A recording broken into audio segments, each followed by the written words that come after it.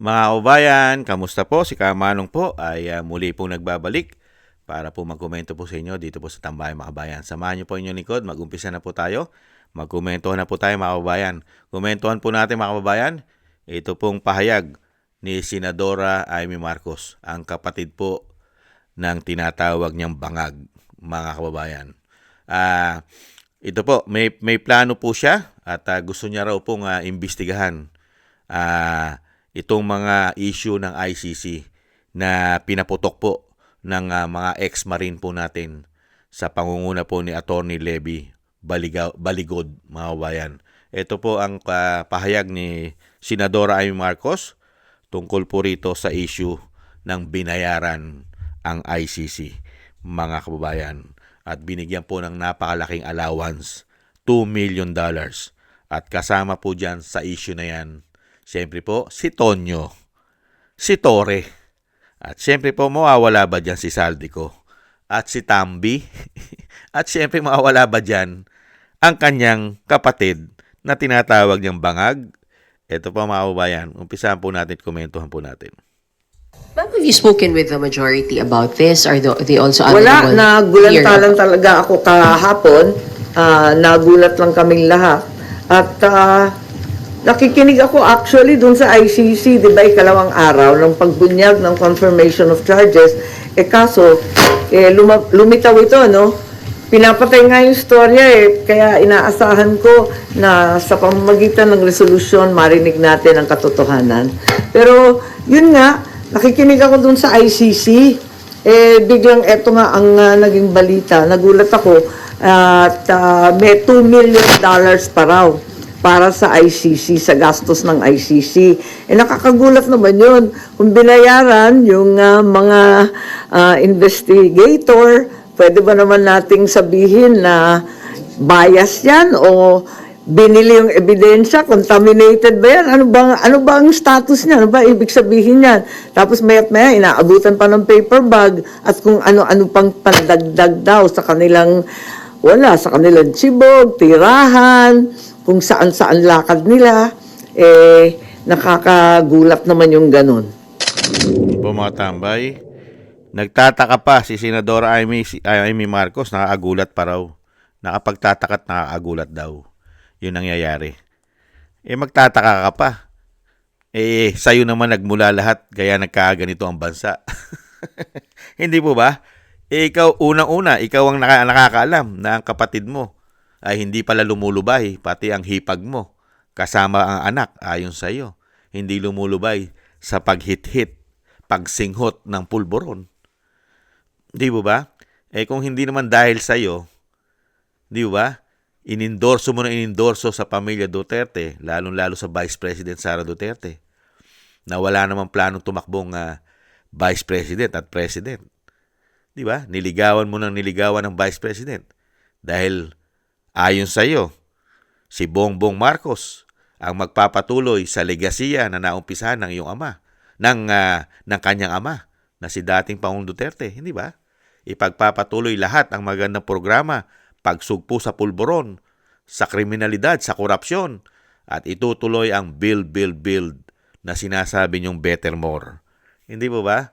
Kaya nga po dito mga kabayan, sa sinasabi po ni Senadora Amy Marcos, hindi mo malaman kung siya po ay concerned at siya po ay nagmamahal sa ating bayan at sa ating mga Pilipino, mga kabayan. Kasi sa dami po ng issue, aligasyon ng kanyang kapatid, mga kabayan, ay madalang pa po sa patak ng ulan na siya ay gumawa po ng aksyon para ito'y sinasabing Amy solusyon. Amy solusyon. Hindi po ba? Dahil unang-una, siya po ang napakaraming nalalaman sa kanyang kapatid. Higit sa lahat, kapatid niya yon. Hindi po ba? Katulad po nito, magtataka pa ba siya? Magtataka ka ba na halos lahat ay ginagamit ng kapatid mo, ng pinsan mo, at ng mga aso nito? Sobrang pamumulitika na ang ginawa at pagpapabagsak sa dating Pangulo. At ginamitan ng pera, ayon sa mga Marine, ayon kay Saldico, ginamitan ng pera ang ICC Pera ng taong bayan ang ginamit sa ICC. Budget, panchibog, pangkain. Tapos libre lahat. Ang hotel, lahat. Security, libre. May pasobre pa. Di po ba? Dapat nga magdoble kayod ka na eh. Hindi po ba mga kabayan? Dapat nga po, para po makita ng taong bayan na talagang may sinseridad ang ginagawa mo at hindi mo kinukonsinti ang kapatid mo at ang mga kaalyado nito, di umano. Dapat nga inaaraw-araw mo sana ang ginagawa pong anomalya at inaaraw-araw mo rin sana na binabatikos at kinukundina at iniimbestigahan. Dapat nga, pinangungunahan mo lahat ang imbestigasyon eh.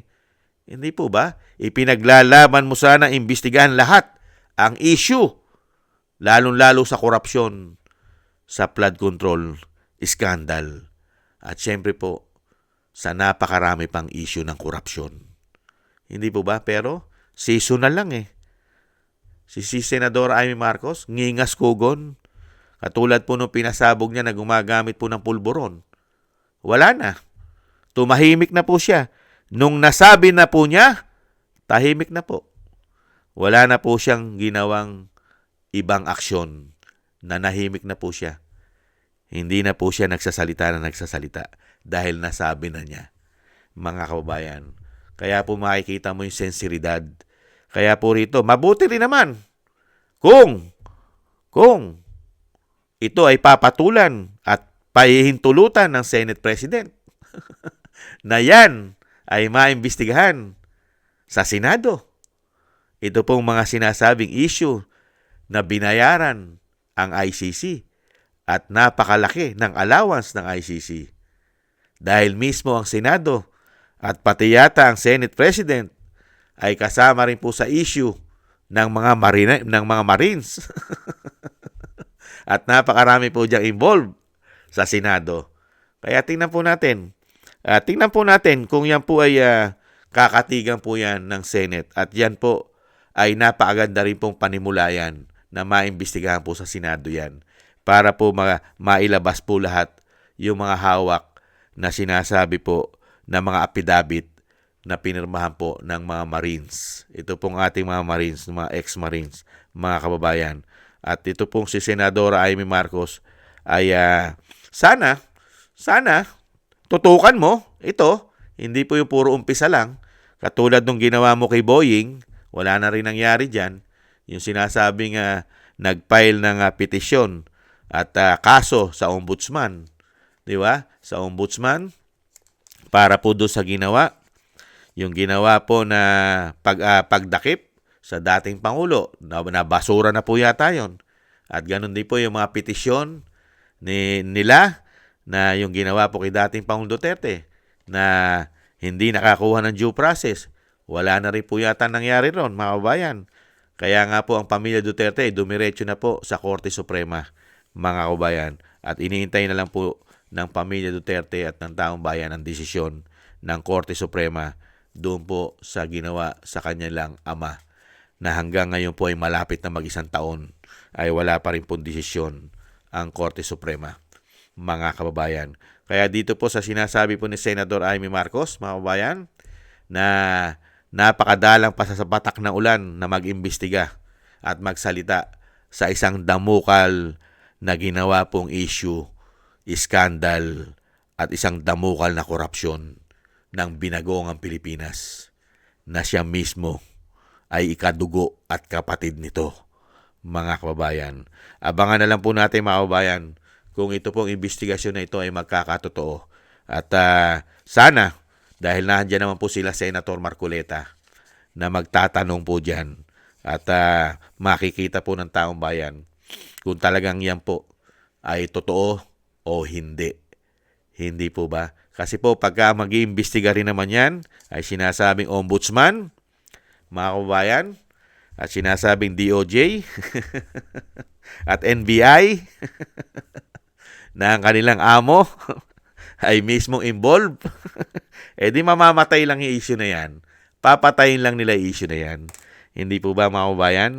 Yan po mga kababayan, ang kapatid po ng Pangulo, ang ate na tinatawag po na ang kanyang kapatid na bangag at gumagamit ng pulburon. Mga kababayan, yan po ang mabuting ate. Siya po ang mabuting ate na nanligaw, inindorso sa Pilipino at sa mga Duterte na ang kanyang kapatid ay matino na at matagal na nagbago at hindi gumagamit ng pulburon. Kaya po ang napala ng mga Pilipino, dahil po sa kabaitan ng kanyang ate, ano po ang nangyari sa ating bansa? At ano po nangyari ngayon sa mga Pilipino na lalo pong dumami ang naghihirap?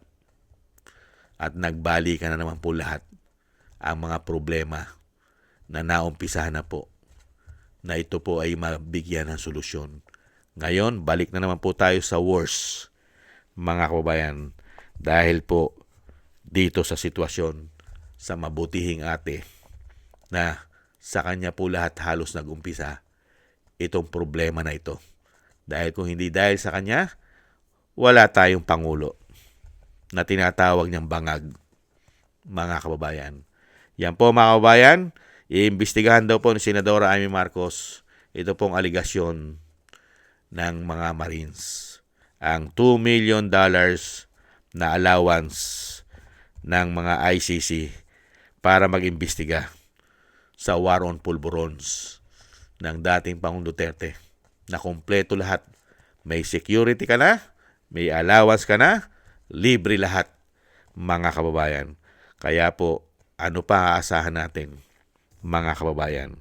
Di syempre, ipatapo ng dating Pangulo sa dahig. Maraming salamat po mga kababayan sa nagusto po natin tambayang makabayan sa YouTube at TikTok. Syempre po, yung dasal po natin at panalangin, tuloy-tuloy lang po na maingatan po ang ating buong sambayanan at ang pamilya Duterte. At syempre po ang ating mga Marines ay maingatan din po tayo lahat sa kapahamakan. At madugtungan pa po ang buhay at kalakasan ng dating Pangulo. At ingatan po palagi ang ating Vice President. Maraming salamat po sa mga dasal po ninyo mga kabayan. At thank you rin po sa mga subscribers po natin at sa patuloy na nagsusubscribe. Thank you po sa inyo. Mabuhay po kayo. At ganoon din po sa mga nagko-comment, like, share, and subscribe. Mabuhay po kayo. Thank you po. At thank you rin po sa mga nagbibigay po ng tulong at biyaya. Maraming salamat po sa inyo. Shoutout po sa inyo lahat. At ingat-ingat po tayo mga kabayan. God bless po sa inyo lahat. Paalam. Bye-bye.